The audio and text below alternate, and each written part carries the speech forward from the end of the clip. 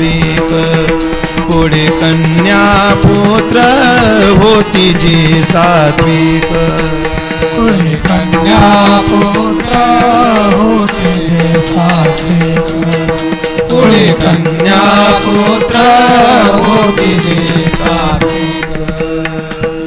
असा हिताच्या आयुष्य जागा असलेल्या महात्म्याच्याकडून घडणाऱ्या साधनेचा विचार सांगत असताना त्याच्यात भागवताचं श्रवण तुकाराम महाराजांनी आणलंय. हा मुद्दा भागवत श्रवणाचं महत्त्व सांगण्याच्या दृष्टीनं माझ्याकरता महत्त्वाचा आहे. गीता भागवत करीते श्रवण. कल्याण साधनात जागरूक असलेला महात्मा करतो काय? गीता भागवताचं श्रवण करतो. गीतेचं श्रवण, भागवताचं श्रवण. काही लोकांनी या गीता भागवताच्या श्रवणाचं वेगळेपण सांगण्याच्या दृष्टीनं असा विचार केला, गीता काय करते, भागवत श्रवण काय करतं? गीता श्रवण जीवन सुधरवून देणारा ग्रंथ, गीता जीवन सुधरवून देते आणि भागवताचं श्रवण मरण सुधरवून देतं म्हणे. अर्जुनाच्या समोर किंग कर्तव्य मूढता निर्माण झाली म्हणजे जीवन त्याचं धड नव्हतं. अशा अवस्थेत त्याचं जीवन सुधरवून देण्याकरता म्हणून देवाने त्याला गीता सांगितले. आणि राजा परीक्षित मरणासन्न अवस्थेत आहे, त्याचं मरण सुधरवून द्यायचं म्हणून त्याला शुकाचार्याने भागवत सांगितलं. याचा अर्थ मरण आल्याशिवाय भागवत ऐकू नये आणि किंग कर्तव्य मूढता निर्माण झाल्याशिवाय गीता ऐकू नये. मरायला टेकला गीता कशाला ऐका? जगायचंय भागवत कशाला ऐका? असा विपरीत अर्थ नाही त्याचा. जीवनही सुधारलं पाहिजे, मरणही सुधारलं पाहिजे. जीवनंतस्य राजते मरणंतस्य शोभते. योग वासिष्ठामध्ये एक स्वतंत्र अध्याय याच्याकरता. त्याचं जीवन चांगलं, त्याचं मरण चांगलं. जीवन चांगलं कोणाचं, मरण चांगलं कोणाचं? योग वासिष्ठातून तो विचार जर आपल्याला पाहायचा झाला तर जो महात्मा जगावा असं जगाला वाटतं त्याचं मरण शोभतं. आणि जो महात्मा मेल्याच्या नंतर सुद्धा लोकांच्या स्मरणात राहतो त्याचं जीवन शोभतं. मेल्याच्या नंतरही लोकांच्या स्मरणात राहिला त्याचं जीवन चांगलंय. हो झालं पहिल्या पुण्यतिथी नंतर ज्याचं स्मरण लोकांना नाही 13वा व्हायची सुद्धा गरज नाही, विस्मरणातच जातो लगेच. त्याचं जीवनही शोभत नाही, त्याचं मरणही शोभत नाही. जीवनंतस्य राजते मरणंतस्य शोभते. या ध्रुवपराचे बरेच श्लोक आहेत एका सर्गामध्ये योग वासिष्ठात. मरण सुधरवून देणारा ग्रंथ श्रीमद भागवत, जीवन सुधरवून देणारा ग्रंथ श्रीमद भगवद्गीता. म्हणून दोन्ही श्रवण करा. गीता भागवत करीती श्रवण. गीतेचं भागवताचं श्रवण. अखंड चिंतन विठोबाचे. सदा सर्व काळ परमात्मा पंढरीनाथाचं अंतःकरणात चिंतन. एवढी साधना करणारा जो महात्मा तो हिताच्या विषयी जागा. त्याचे मायबाप धन्य. तो ज्या कुळात जन्माला आला त्या कुळाकडे पाहिल्याच्या नंतर परमात्म्यालाही आनंद व्हावा अशी योग्यता. कुळी कन्यापुत्र होती जी सात्विक तयाचा हरिख वाटे देवा. मोदन्ते पितरो नृत्यन्ति देवताः सनाथाचेयं भूर्भवती. नारदांनी वर्णन केलं ना, मोदन्ते पितरः. सात्विक कन्यापुत्र निर्माण झालेली पाहिल्याच्या नंतर पितरांना आनंद होतो. पितर सुद्धा एक प्रकारचे देवच आहेत. नृत्यंती देवता. हा इंद्रादिक देवांना सुद्धा त्याच्याकडे पाहिल्यानंतर आनंद होतो, ते नाचायला लागतात. सनाथाचेयम भूर्भवती. ही सगळी भूमी सनाथ होऊन जावी अशी योग्यता त्या महात्म्याची असते. एवढी मोठी योग्यता त्या महात्म्याच्या गाडा आली. आणि तुकाराम महाराजासारखा महात्मा सुद्धा अशांची मला सेवा घडावी म्हणतो. तुका म्हणे मज घडो त्यांची सेवा, तरी माझ्या दैवापार नाही. शुद्ध असलेल्या या महात्म्याची सेवा घडण्याचा भाव तुकाराम महाराजांनी व्यक्त करावा. ज्या महात्म्याची सेवा करण्यामध्ये परमात्म्यालाही धन्यता, त्या महात्म्याला सुद्धा ज्या शुद्ध पुरुषाची सेवा करावी वाटते तो अत्यंत विशुद्ध असलेला महात्मा करतो काय? गीता भागवताचं श्रवण करतो. म्हणून भागवताचं श्रवण महत्वाचं आहे. कल्याण साधना म्हणून भागवत ऐकायचंय. जीवन मरण सुधरवून देणारे ग्रंथ म्हणून यांचं श्रवण आपल्याला करायचंय. भागवतात आहे काय? परमात्मा. भागवतात सांगितलं काय? परमात्म्याची कथा. दुसरं काय? कथा सांगितली गेली. भागवत श्रीकृष्ण कथा. म्हणून भागवताच्या बद्दल भागवत पुराण ठेवलंय वगैरे कोणी म्हणत नाही, भागवत कथा ठेवली म्हणतात. कथा शब्द वापरला जातो भागवताला. कथा कथा कथा. कथा म्हणजे काय? कथा शब्दाचा सुद्धा विचार केला बरं का विद्वानांनी. कथा म्हणजे, कथा शब्दाचा अर्थ लावण्याकरता कोशामध्ये, व्युत्पत्ती कोशामध्ये कथा शब्दाच्या जातीचे काही शब्द काढलेत आणि त्या शब्दाची व्युत्पत्ती कशी लावली, त्याच्यावरून कथा शब्दाची व्युत्पत्ती कशी लावता येते बघा. उदाहरणाकरता मी सांगतो. कथा शब्द आहे, याच्या जातीचे शब्द बघा. यथा, तथा, अन्यथा, सर्वथा. तशी कथा, तसा शब्द कथा आला. मग हे शब्द कसे सोडवायचे? यथा शब्द सोडवायचा कसा? यथा शब्दाचा अर्थ काय?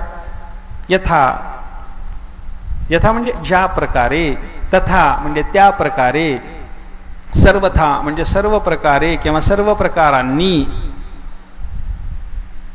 अन्यथा अन्य प्रकाराने, अन्य प्रकारांनी. काय म्हणायचं ते म्हणा. एकवचन बहुवचन हा आपल्या हातातला विषय झाला. शब्द सोडवायचा कसा, त्याची व्युत्पत्ती काय? यथा कशी यथा शब्द कसा सोडवायचा? येन प्रकारेण इति यथा, तेन प्रकारेण इति तथा, सर्वेण प्रकारेण किंवा सर्वैः प्रकारैः इति सर्वथा, अन्येन प्रकारेण किंवा अन्यैः प्रकारैः इति अन्यथा. याच पद्धतीनं जर कथा शब्द सोडवला तर केन प्रकारेण इति कथा. कशा प्रकारे, केन प्रकारेण कशा प्रकारे. कथा शब्दाचा अर्थ, यथा शब्दाचा अर्थ जशा प्रकारे, ज्या प्रकारे, तसा कथा शब्दाचा अर्थ काय झाला? केन प्रकारेण कशा प्रकारे. कशा प्रकारे हा कथा शब्दाचा अर्थ झाला. भागवत कथा म्हणजे भागवत कशा प्रकारे असा त्याचा अर्थ घेऊन चालत नाही. कथा म्हणजे कशा प्रकारे हे जरी झालं तरी विवेचन करताना असं पुढे सांगितलंय, भगवान श्रीकृष्ण परमात्म्याच्या चरित्रातला एखादा संदर्भ सांगताना कोणीतरी सांगून गेलं नसतं. भगवंतानी माती खाल्ली. माती खाल्ली म्हटल्याच्या नंतर कशा प्रकारे हा जो प्रश्न निर्माण होतो, त्या प्रश्नाच्या समाधानाकरता जे सविस्तर निरूपण करावं लागतं त्याला म्हणतात कथा. भगवंताने अवतार घेतला कशा प्रकारे. अरे निर्गुण निराकार तो, तरी त्याला येता कसं आलं सगुणामध्ये, साकार होता कसं आलं त्याला, कशा प्रकारे त्याने अवतार घेतला. मग केन प्रकारेण हा प्रश्न निर्माण झाल्याच्या नंतर एक सिद्धांताची गोष्ट सांगितली, चरित्रातला एक सिद्धांत सांगितला की ते कसं घडलं या संबंधाने जी पृच्छा होते, जे विचारणं होतं, ते विचारणं झाल्याच्या नंतर त्याच्याकरता सविस्तर जे सांगावं लागतं त्याला म्हणतात कथा.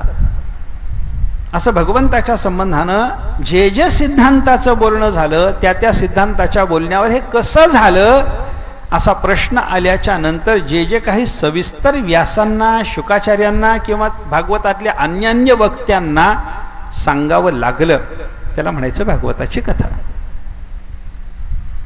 विचारणारा समोर बसलाय, ऐकायला बसलाय श्रोता, सांगणारा एक आहे, तो सांगतोय, तो एक वाक्य सांगून जातो. कसं झालंय? श्रोत्यानं लगेच विचारलं की त्याच्याकरता सविस्तर सांगत बसावं लागतं.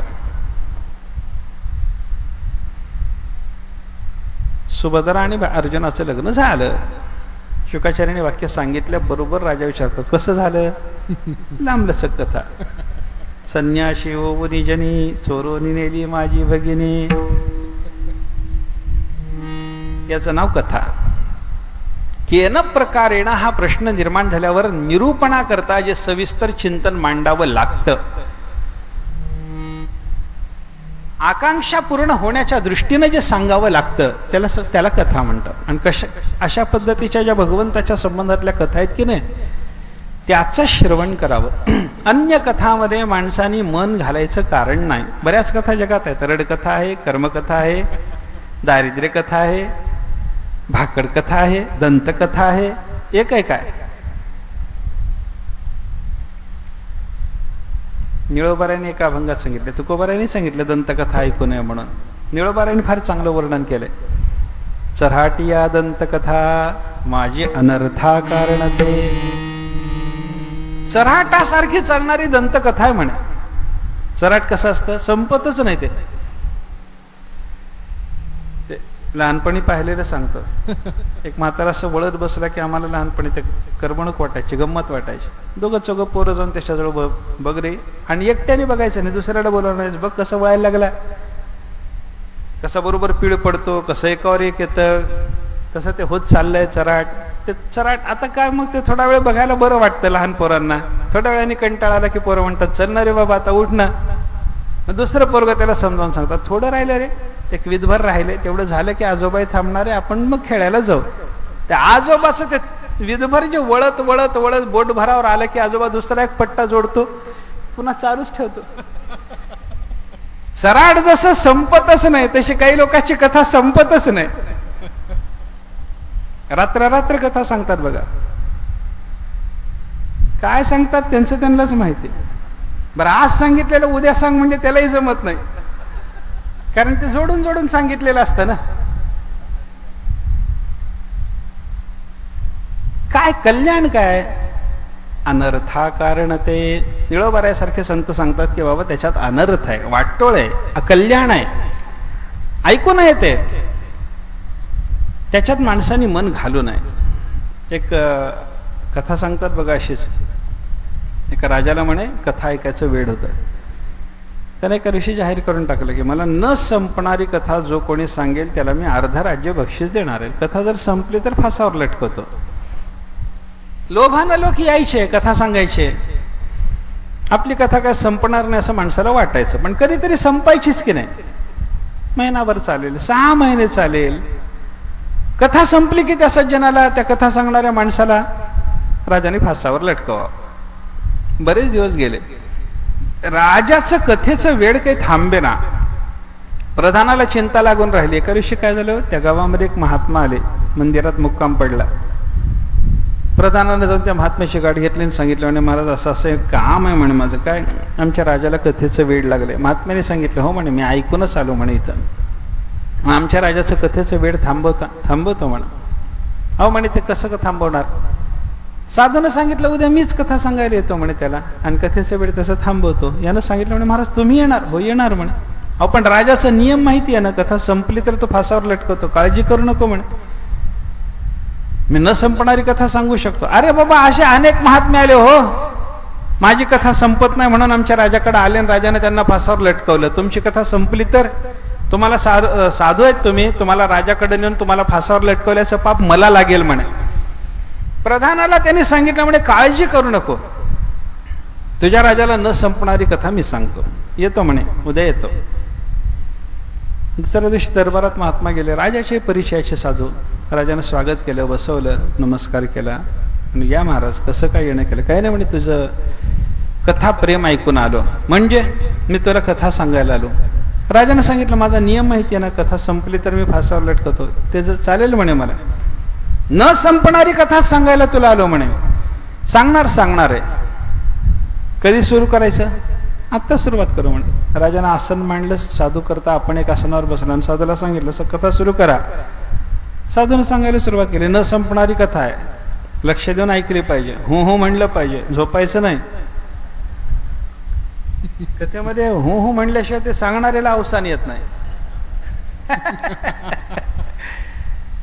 मग त्यानं सांगायला सुरुवात केली. एक राजा होता, त्या राजाच्या राज्यामध्ये एक श्रीमान मनुष्य होता, त्याच्याकडे 1000 एकर जमीन होती. त्या शेतकऱ्यांनी एका वर्षी विचार केला 1000 एकर मध्ये ज्वारीशिवाय दुसरं पीक घ्यायचं नाही. त्यानं ज्वारी पेरली. 1000 एकर मध्ये योगायोगाने त्याला एकरी खंडीभर ज्वारी झाली. 1000 खंडी ज्वारी त्याला पिकली. ती सगळी ज्वारी त्यानं कोठारात आणून ठेवली. ज्वारी कोठारातच आहे म्हणलं सगळी. कोठारामध्ये चीट पाखरू जायला जागा नाही. दरवाजाला फक्त एक लहानसं छिद्र होतं. एक चिमणी आली, आत गेली, एक दाणा घेतला, बाहेर आली, भुरकन उडून गेली. पुन्हा थोड्या वेळानं आली, आत गेली, एक दाणा घेतला, बाहेर आली, भुरकन उडाली. त्यानंतर थोड्या वेळाने आली, परत आत गेली, एक दाणा घेतला, बाहेर आली, उडून गेली. काय सांगावं राजा, त्यानंतर पुन्हा तीच आली रे, आत गेली रे, तिने एक दाणा घेतला, बाहेर आली, भुर उडाली, परत राजा आली. काय सांगावं, पुन्हा आली, आत गेली, दाणा घेतला, उडाली रे, आली, आत गेली, बाहेर आली, दाणा घेतला, उडाली. त्यांचे गुरुजी विनोदानं हे वाक्य हिंदीत सांगत होते. एक चिडिया आई अंदर धसी, एक दाना लिया बाहेर आई भूर उड गई. चालत राहिलं हे दुपारपर्यंत सगळं. राजाने विचारलं, म्हणले महाराज पुढं सांगा ना. ते म्हणले 1000 खंडी ज्वारी एका एका दाण्यानं संपवायची आहे म्हणले. आणि मग पुढची कथा तेवढी संपल्याशिवाय पुढचं काय झालं त्याला सांगू कसं म्हणे. राजाने सांगितलं, म्हणले महाराज मग बंद करा. बंदच करायचंय म्हणले. मूर्खासारखा न संपणारी कथा सांगा म्हणून बसलास लोकाला, विनाकारण लोकांचे जीव घेत राहिलास म्हणे. तुला न संपणारी कथा बस म्हणले. जन्म तुझा गेला तरी 1000 खंडी दाणे काही संपत नाहीत.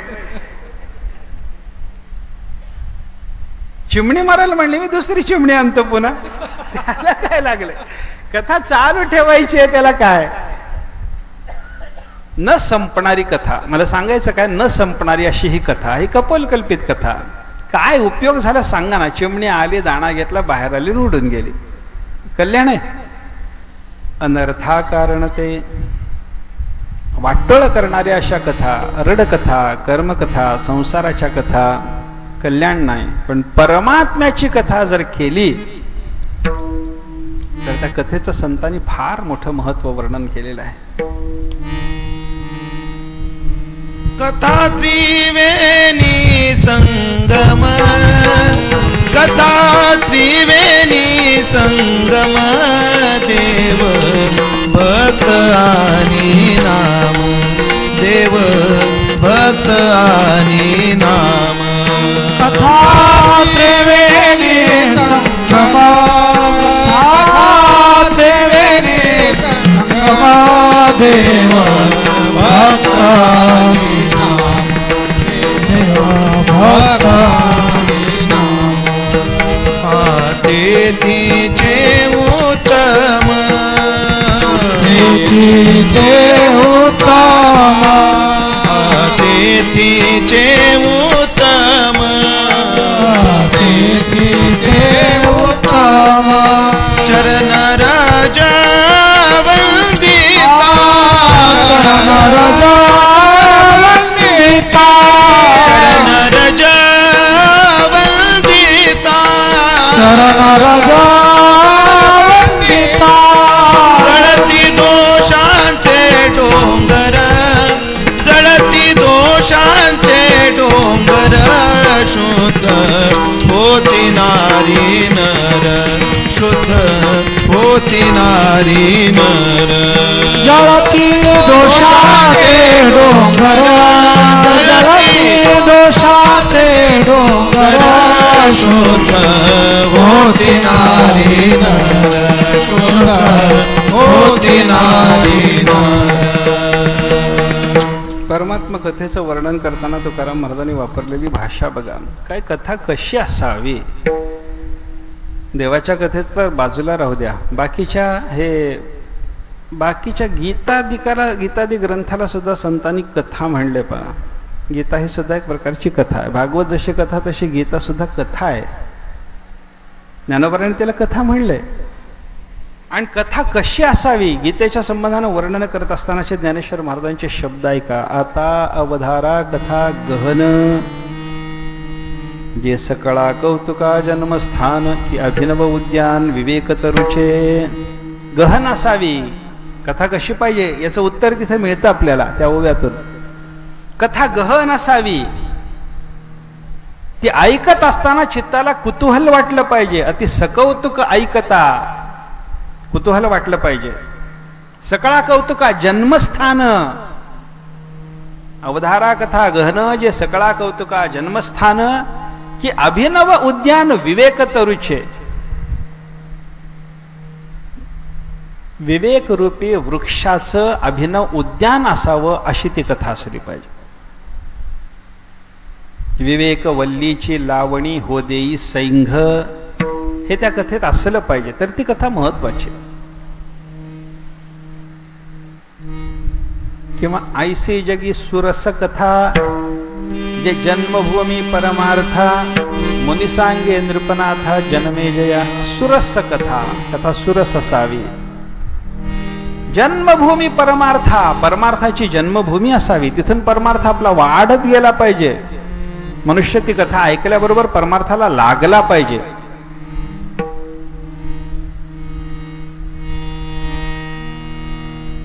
अजून एक चिंतन ज्ञानेश्वर महाराजांनी 4थ्या अध्यायात केले पहा.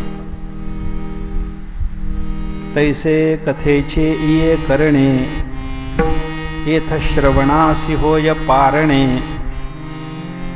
तैसे कथेचे इये करणे येथ श्रवणासी होय पारणे. आणि संसार दुःख मूळवणे विकृती विणे. ज्या कथेच्या श्रवणाच्या योगानं कानाचं पारणं फिटावं आणि ज्या कथेच्या श्रवणाच्या योगानं संसार दुःख आपलं संपूर्णपणे निवृत्त व्हावं अशी कथा असावी. अशी कथा. आणि अशी कथा जर वक्ता सांगायला लागला ना तर श्रोत्याला लगेच बजावतो. तिया परी श्रोता अनुभवावी हे कथा अति हळुवार बडचित्ता आणोनिया. चित्ताला हळुवारपणा आणा. कसा हळुवारपणा आणायचा? शारदीचे चंद्रकळे माझी अमृत कण कोवळे.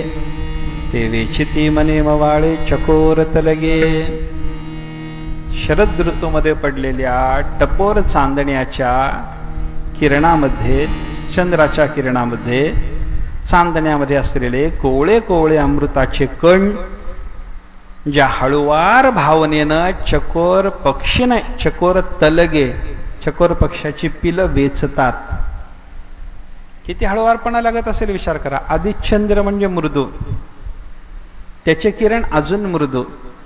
त्या किरणाचं विश्लेषण करून त्याच्यातले अमृतकण वेचणं अति हळुवारपणानं केल्याशिवाय होत नाही. ते कोणाला करता येतं? एका चकोराला.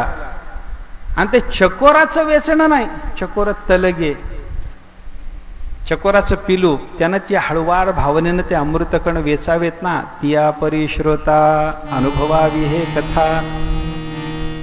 तसं हळुवारपण चित्ताला आणून ही कथा जर आपण अनुभवली, विचारात घेतली, तर ही कथा कल्याण करणारी आहे.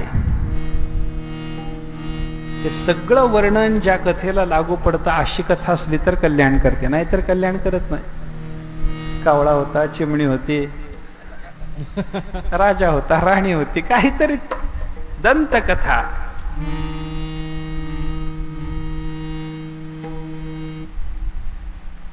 भगवत कथेचं वर्णन करत असताना आता आपण प्रमाण ऐकलं. परमात्म्याची कथा कशी आहे? कथा त्रिवेणी संगम. कथेत त्रिवेणी संगम आहे. गंगा यमुना सरस्वती 3 नद्याचा पवित्र संगम जिथं झाला त्या स्थानाला त्रिवेणी संगम म्हणतात. तसं कथेत त्रिवेणी संगम आहे. कोणता त्रिवेणी संगम? देव, भक्त आणि नाम. एक देवाचा प्रवाह, एक भक्ताचा प्रवाह, एक नामाचा प्रवाह. गंगा यमुना सरस्वती एका ठिकाणी आले. कथेमध्ये तसं आहे. गंमत बघा किती योग्य तुकाराम महाराजांनी समर्पक अशा पद्धतीने वर्णन केलेलं आहे. गंगा यमुना सरस्वती 3 नद्याच्या संगम स्थानामध्ये गंगा यमुना प्रगट आहेत, पण सरस्वती गुप्त आहे. तसं कथेमध्ये असलेल्या त्रिवेणी संगमामध्ये नाम आणि भक्ताचे प्रवाह प्रगट आहेत, देवाचा प्रवाह गुप्त आहे. नाम कथेमध्ये प्रगट आहे, भक्त सगळे प्रगट आहेत, पण देव कथेमध्ये नक्की असतो, दिसत नाही, अप्रगट आहे. सरस्वती दिसत नाही, पण त्रिवेणी संगमात जशी आहे तसा कथेमध्ये परमात्मा दिसत जरी नसला तरी कथेमध्ये निश्चित परमात्मा आहे. देव, भक्त आणि नाम तेथीचे उत्तम चरणरज वंदिता. हा कथेचा महिमा सांगितलाय तुकाराम महाराजांनी. आणि हा कथेचा अजून गोपिकाच्या मुखातून जर कथेचं महात्म्य आपण ऐकलं ना, गोपीगीतात गोपिका बोलल्या पहा. तव कथामृतं तप्त जीवनं कविभिरीडितं कल्मषापहं श्रवणमङ्गलं श्रीमदाततं भुवि गृह्णन्ति ते भूरिदा जनाः. तव कथा अमृतं तप्त जीवनं कविभिरीडितं कल्मषापहं श्रवणमङ्गलं श्रीमदाततं श्रीमदाततं भुवि गृह्णन्ति ते भूरिदा जनाः. गोपिकांनी कथेच्या संबंधात केलेली ही वर्णन बघा. 7 वर्णनं गोपिका करतात कथेच्या संबंधात. सप्ताहच केला त्याने. तव कथा अमृतम, एक दिवस प्रवचनाचा विषयच आहे हा. तप्त जीवनम, कविभिः ईडितं कल्मषापहम श्रवणमंगलम श्रीमत आततम 7 पद्धतीनं वर्णन केले. अमृतम, भगवंताच्या कथेचं वर्णन करताना गोपिका म्हणतात भगवंताची कथा अमृत आहे. अमृत, देवाचं नाम, देवाचं रूप, देवाची कथा, देवाचं चरित्र, देवाचं धाम, सगळं अमृत म्हणून संतांनी वर्णन केलं. काय अमृतात आणि त्याच्यात सादृश्य खूप दाखवता येत आपल्याला. ज्ञानोबरायांनी अमृताच्या बद्दल वर्णन करताना एक वर्णन असं केलं, अमृत मिळायला दैवयोग लागतो, भाग्य लागतं ना. तरी अमृताचा लेश दैवगुणे,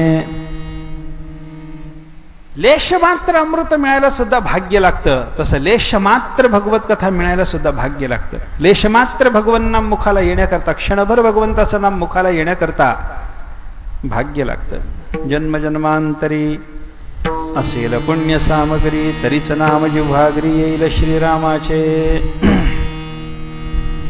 अनंता जन्मीचे सुकृत पदरी, त्याचे मुखे हरी पैठा होय, त्याचे मुखे हरी पैठा होय, त्याचे मुखे हरी पैठा होय. अनेक जन्माचे सुकृत पदरी, त्याचे मुखे हरी पैठा होय, त्याचे मुखे हरी पैठा होय, त्याचे मुखे हरी पैठा होय. अनंता जन्माचे सुकृत पदरी, त्याचे मुखे हरी पैठा होय. अनंत जन्माचं सुकृत पदरी असावं तेव्हा त्याच्या मुखामध्ये परमात्मा स्थिर होतो. त्याच्या मुखाला भगवंताचं नाव येतं, त्याच्या मुखाला देवाची लीला येते. अर्थ काय झाला?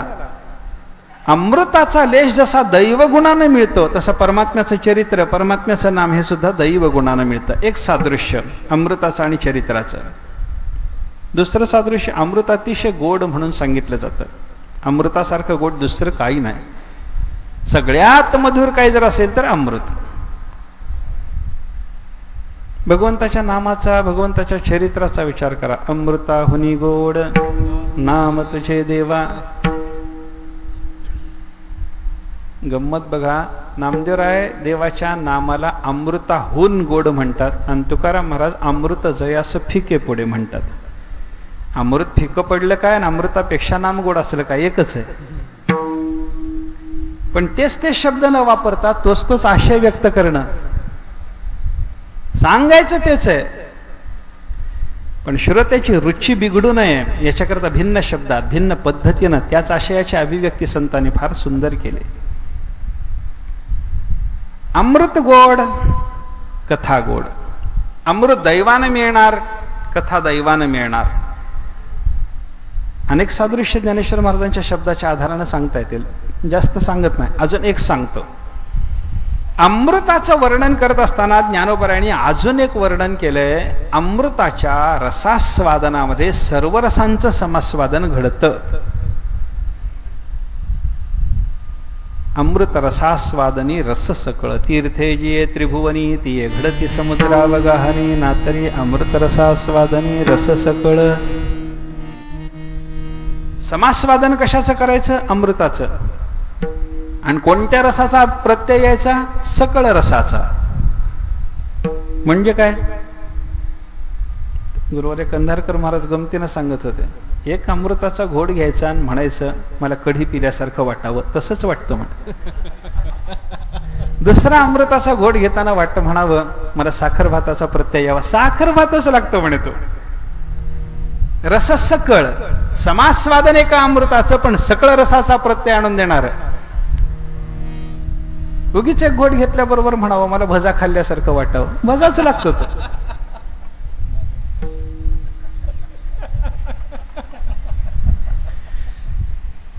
अजूनही काही त्याच्यात अजून भर घालता येईल म्हणा, तसं काही पण रसास्वादनी रस सकळ, एका अमृताच्या रसास्वादनामध्ये सकळ रसाचा प्रत्यय यावा हे अमृताचं जसं वैशिष्ट्य आहे तसं भगवत चरित्राचं सुद्धा वैशिष्ट्य आहे. एक भगवंताचं चरित्र ऐकायचं आणि साहित्यात सगळ्या रसाचा प्रत्यय जर आला नाही तर विचारायचं. शांतरस देवाच्या चरित्रात आहे की नाही? आहे. शृंगार आहे की नाही? आहे. करुण आहे की नाही? आहे. हास्य आहे की नाही? आहे. अद्भुत आहे, भयानक आहे, रौद्र आहे. कोणता रस नाही बोला ना. कोणतंही चरित्र देवाचं कोणत्या तरी एका रसाचा प्रत्यय आपल्याला आणून दिल्याशिवाय राहत नाही. रासलीलेचं चरित्र आहे का? शृंगार रसाचा प्रत्यय. कंसाच्या नाशाचं चरित्र आहे का? वीर रसाचा प्रत्यय. भगवंताच्या बाललीला मधल्या भगवंताच्या सगळ्या चेष्टा आहे का?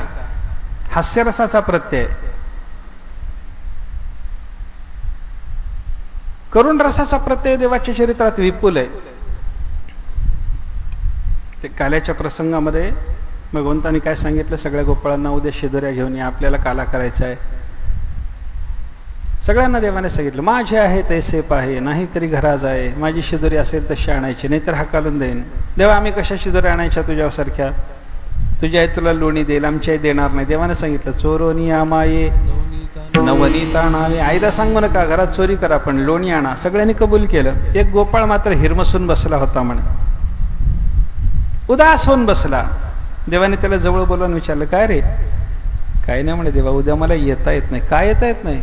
लोणी आणता येत नाही. अरे तुला सांगितलं ना घरी सांगू नको कोणाला, चोरून आण, चोरून या माये नवनीत आणावे, सगळ्याला सांगितलं, ऐकलं नाही का? तो म्हणतो, हो देवा, पण काय करू? तुका म्हणे हरी, माझे कोणी नाही घरी. देवा घरात कोणीच नाही, चोरून आणायचं कोणापासून चोरून आणू? काहीच नाही घरात, कोणी नाही, आई नाही, बाप नाही, कोणी नाही, मी एकटा आहे देवा, कसं आणणार लोणी? मग भगवंतांनी त्याला काय सांगितलं?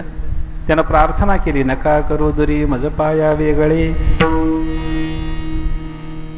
देवानं त्याची प्रार्थना ऐकली आणि भगवंताच्या डोळ्यात पाणी आलं आणि देवाने त्याला सांगितलं, म्हणे बाबा ये, उद्या तू काल्याला ये. अरे लोणी आणता येत नाही ना देवा, माझी शिदोरी तुला देतो म्हणे. काय करुण रस आहे, शृंगार आहे, वीर आहे, करुण आहे, अद्भुत आहे. भगवान श्रीकृष्ण परमात्मा त्या कंसाच्या कुस्तीच्या आखाड्यात उतरले तेव्हा ज्यानं ज्यानं देवाकडे ज्या ज्या दृष्टीनं पाहिलं त्याला त्याला त्या त्या पद्धतीनं देवाचं दर्शन झालं. मल्लानाम शनिर्नृणाम नरवरहा स्त्रीणाम स्मरो मूर्तिमान गोपानां स्वजनो सतां क्षितिभुजां शास्ता स्वपित्रो शिशुः मृत्युर्भोजपतेर्विराट् अविदुषां तत्त्वं परं योगिनां वृष्णीनां परदेवतेति विदितो रंगंगतः साग्रजः. बलराम दादासह आखाड्यामध्ये प्रविष्ट झालेले परमात्मा, एकच परमात्मा. बघा कशी गंमत आहे, एकच भगवान, एकच अवतार. अवताराचा अवच्छेद तोच, समयाचा अवच्छेद तोच, प्रसंगाचा अवच्छेद तोच. पाहणाऱ्या दृष्टीचा भेद झाला की परमात्मा वेगळा वेगळा दिसला. मल्लाने देवाकडे पाहिलं, देव वज्रासारखे जाणवले. सामान्य माणसाने भगवंताकडे पाहिलं, कोणी श्रेष्ठ पुरुष जाणवले. स्त्रियांनी देवाकडे पाहिलं, मूर्तिमंत कामदेव दिसले. गोपाळाने भगवंताकडे पाहिलं, आपला बालमित्र असं वाटलं. असताम क्षितिभुजाम शास्ता. दुर्जन असे राजे जे तिथे जमा झालेले होते, कंसाचे मित्र सगळे, त्यांनी जेव्हा भगवंताकडे पाहिलं, अरे आपल्याला शासन करणारा कोणी हा महापुरुष असे जाणवले. स्वपित्रो शिशुः. नंद यशोदेने भगवंताच्याकडे त्या प्रसंगात पाहिलं, आपलं लेकरू वाटलं. मृत्युर्भोजपते हे. कंसाने जेव्हा भगवंताकडे पाहिलं, अरे साक्षात माझं मरण आहे हे असं वाटायला लागलं त्याला. विराट अविदुषाम. अडाणी लोकांनी जेव्हा भगवंताकडे पाहिलं तेव्हा कोणीतरी अडदाण माणूस असं वाटायला लागलं. तत्वं परम योगिनाम. योग्यांनी जेव्हा भगवंताकडे पाहिलं, हाय आमचं आराध्य तत्व हेच आहे, ज्याच्या साक्षात्काराकरता आमची सगळी समाधीपर्यंतची साधना आहे. ध्यान याच्याकरताच, धारणा याच्याकरताच, समाधी याच्याकरताच नव्हे. धारणा ध्यान समाधीच्या रूपाचा संयम, त्रयमेकत्र संयम हा सुद्धा याच्याकरताच आम्ही करतो. ते हे परमतत्व असे भगवान त्यांना दिसायला लागले. आणि यादव कुळातल्या लोकांनी जेव्हा पाहिलं, वृष्णी नाम परदेवता, कोणीतरी एक श्रेष्ठ देवता आमच्या कुळात जन्माला आलेली आहे, असा भाव यादव कुलीन लोकांना निर्माण झाला. हे एकाच प्रसंगात देवाच्याकडे पाहिल्याच्या नंतर देवाचं प्रत्येकाला झालेलं वेगळं वेगळं दर्शन अद्भुत नाही का? अद्भुत रस आहे. हास्य रस आहे, करुण रस आहे, रौद्र रस आहे. उग्र रूप भगवान धारण करतात. बाणासुराजवळ भगवान गेले. बाणासुराच्या चरित्रातला प्रसंग बघा. त्या अनिरुद्ध उषेच्या विवाहाच्या प्रकरणामध्ये बाणासुराला 1000 हात होते. भगवंतानी परशु हातात घेतला आणि त्याचे 996 बाहू असे खप खप खप खप तोडून टाकले. काय आहे याच्यापेक्षा रौद्र रूप कोणतं असावं? रौद्र रसाचा प्रत्यय. सगळे रस भगवंताच्या चरित्रामध्ये आपल्याला दिसून येतात. मग एक रस घ्यायचा, एक अमृत चाखायचं आणि त्याच्यातून सगळ्या रसाचं समास्वादन घडायचं. हे जसं अमृताचं वैशिष्ट्य आहे त्या पद्धतीने एका भगवत कथेतून सकल रसाचा अनुभव घेता येणं हे भगवंताच्या कथेचं वैशिष्ट्य पाहून 3 वैशिष्ट्य आपण पाहिली. दैवगुणानं प्राप्त होणं हे एक वैशिष्ट्य, अतिशय मधुर असणं दुसरं वैशिष्ट्य, सर्व रसाचा अनुभव आणून देणं हे अमृताचं 3रं वैशिष्ट्य. हे देवाच्या कथेच्या ठिकाणीही आहे. म्हणून तव कथा अमृतम. देवा तुमची कथा अमृत आहे. अमृत गोपिका बोलल्या. तप्त जीवनम. संसारात त्रिविध तापानं तापलेल्या जीवाच्या करता जीवनासारखी शीतलता देणारी भगवंताची कथा आहे. कथेनं त्रिविध तापाची शांती होते. निळोबारायांनी सांगितलंय सगळ्या तापाचं स्वरूप एका चरणातून सांगितलं. नाथ महाराजाच्या ओवी आणि निळोबाराचे चरण थोड्याशा 1-2 शब्दाच्या बदलानं तसंच चिंतन आहे. पण हे 3 ताप सांगून झाल्याच्या नंतर हे त्रिविध ताप भगवत कथा कीर्तन श्रवणानं जातात. हे निळोबारायांनी अभंगातून त्या स्पष्ट सांगितलं. भूती उपद्रव दिधला ताडीला अथवा निस्तेजिला तेणे चित्ती दाहो झाला आधी भौतिक बोलिला तो ताप दैवे अतिवृष्टी का अनावृष्टी राजिके लुटिले झाला कष्टी आगीने जळता नावरे संकटी तो आधी दैव ताप बोलिजे देही प्रगटे रोग व्याधी तेणे आहाळली तापे बुद्धी लोळे न पुरे दुःखावधी आध्यात्मिक त्रिशुद्धी तो ताप. 3 तापाचं स्वरूप सांगितलं आणि शेवटी काय सांगतं? ऐसे त्रिविध ताप सत्संगती विवेक श्रवणे विलया जाती म्हणून कीर्तनी बुद्धिमंती अवश्य श्रवणार्थी बैसावे निळामणे होईल लाभ ब्रह्मानंदाने गती कोंभ प्रसन्न होऊन पद्मनाभ शीतळ करील सर्वार्थी. ऐसे त्रिविध ताप सत्संगती विवेक श्रवणे विलया जाती म्हणून कीर्तनी बुद्धिमंती अवश्य श्रवणार्थी बैसावे. सत्संगतीमध्ये विवेकाचं श्रवण झाल्याच्या नंतर हे त्रिविध ताप शांत होतात. म्हणून सत्संगती पूर्वक विवेक श्रवण ज्या कीर्तनामध्ये होतं त्या कीर्तनात म्हणजे त्या कथेमध्ये अवश्य श्रवणाकरता शहाण्या माणसाने बसावं. बुद्धिमंती अवश्य श्रवणार्थी बैसावे. सगळं लोकांचं म्हणणं निळोबाऱ्यांनी खोडूनच काढलं. इथं कीर्तन काय गबाळ्याचं काम आहे. अरे बुद्धिमंती श्रवणार्थी वैसावे म्हणलंय. अर्थ काय? तप्त जीवनम. त्रिविध तापान तापलेल्या माणसाला जीवन म्हणजे पाणी जसं शीतलता देतं तसं संसारातल्या त्रिविध तापानं तप्त झालेल्या जीवाला कथा शांती देणारं जीवन आहे. कविभी ईडितम.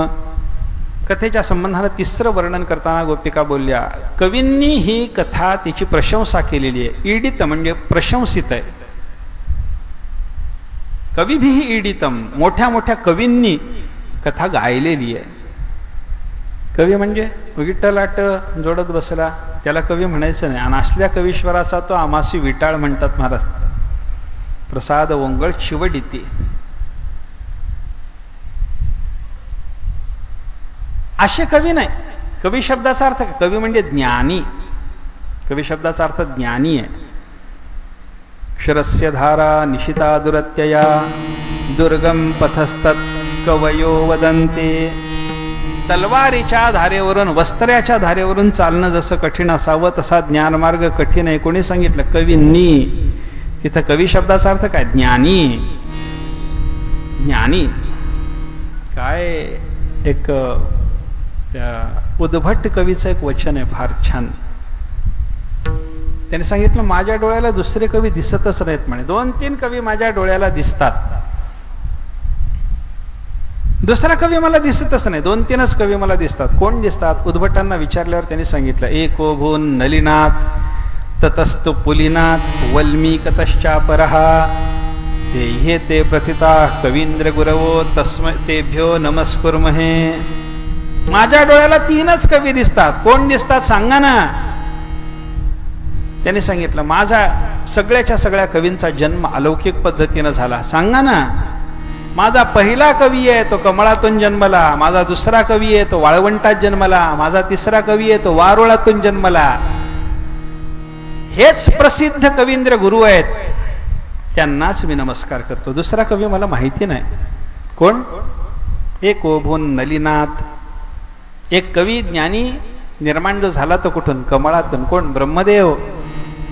ततस्तु पुलिनाथ. एक वाळवंटात जन्माला आला तो कोण? व्यासमहर्षी. गंगा माझारी संग ढिवरीशी, त्यातून जन्मले ना ते, म्हणून ते ततस्तु पुलिनाथ. वल्मीकतश्चापरहा. एक वारुळातून जन्मला, ते वाल्मिक.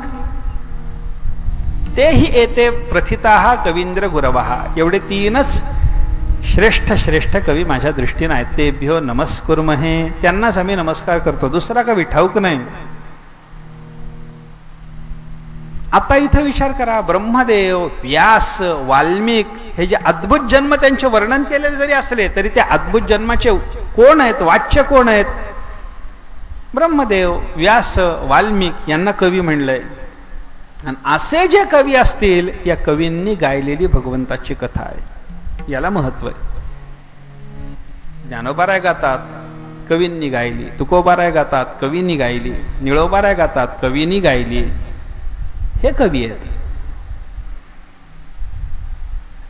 कवी भी ईडितम कल्मशापहम. पुढचं वर्णन करताना गोपिकांनी सांगितली भगवंताची कथा पापाचा नाश करणारी. पापाचा नाश करते म्हणजे कसाही कथेतला शब्द कानावर पडला तरी पापाचा नाश करतो. तोच शब्द बाहेर कानावर पडला पापाचा नाश करत नाही. मग आमचे गुरुजी सांगत असत, आपण गाथेचं पारायण करत असताना शिव्याचे अभंग गायले तरी पुण्य लागतं. आणि त्या शिव्या बाहेर येऊन द्या बरं. पारायण संपल्यावर बाहेर येऊन द्या बरं त्या शिव्या.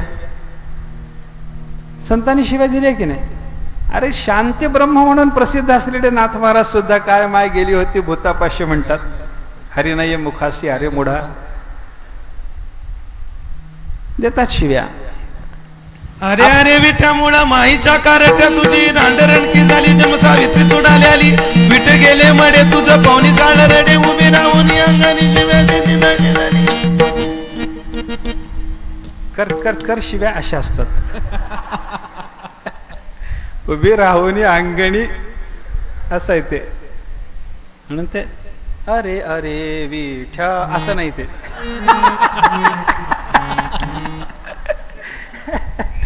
खडाजंगीच झाली पाहिजे शिव्या म्हणल्यावर ते. पण हे जनाबाईचा अभंग म्हणत असतानाच हे कल्याणाचं आहे. जनाबाईच्या अभंगाला सोडून बाहेर येऊन म्हणा बरं तुझी रांडरणकी झाली, कोणाला म्हणा बरं. जोडा घेऊनच येतो की नाही अंगावर. अर्थ काय आहे? तुकाराम महाराजांच्या अभंगाचं पारायण पठन करत असताना तो शिवीचा शब्द सुद्धा पुण्य देणार आहे. कल्मशापहम. भगवंताच्या कथेमधलं तसं कसलंही श्रवण असो, कल्मशापहम. श्रुतम हरती पापानी. कानावर शब्द पडला की कल्याण, पाप घालवतो. आणि श्रवण मंगलम. श्रवण मात्रानं भगवंताची कथा मंगल करणारी आहे. काय असतं त्या ब्रह्मसूत्र भाष्यामध्ये जगद्गुरु शंकराचार्यांनी अथ शब्दाबद्दल लिहिलंय. पहा, अथ शब्द, अथ शब्दातून मंगलाचरण केलंय का असा विचार उपस्थित झाला. नाही म्हणे, अथ शब्दातून मंगलाचरण नाही. मग व्यास महर्षी मंगलाचरण करत नाहीत का ब्रह्मसूत्राच्या सुरुवातीला? शंकराचार्यांनी असं त्याच्याबद्दल सांगितलं की अथ शब्द मंगलाचरण करण्याकरता नाही, पण अथ शब्द श्रवण मात्रानं मंगल करून देणार आहे. अथ शब्द श्रुत्या मंगल प्रयोजनो भवती, आचार्यांचं वाक्य आहे. कानावर पडला की तो मंगल करतो. त्याला उदाहरण देताना आचार्याने सांगितलं, शंखाचा नाद कानावर पडला मंगल आहे. मृदंगाचा ध्वनी कानावर पडला मंगल आहे. एखादा माणूस काहीतरी काम करायला निघाला आणि त्याच्या कानावर मृदंगाचा शब्द पडला. त्या मृदंगावर त्यानं वाजवलं होतं, धिकतान धिकतान धिगेतान.